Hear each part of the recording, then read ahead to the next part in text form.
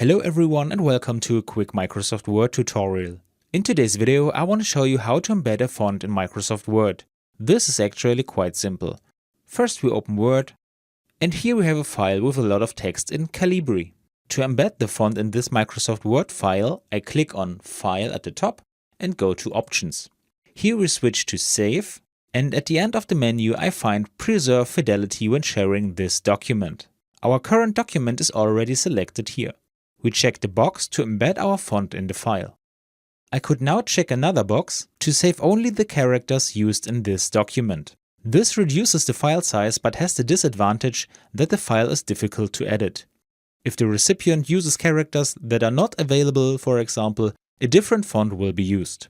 It therefore makes sense not to check the box unless the file size is the decisive factor and the file no longer needs to be edited.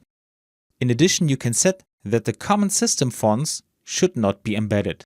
If the recipient also uses Windows, for example, it is very likely that the corresponding fonts are already available. The box should be only unchecked if the recipient uses Linux or Mac, for example. When we are done with our selection, we click on OK. And this way we have already embedded the font in Microsoft Word. And that's all you need to know.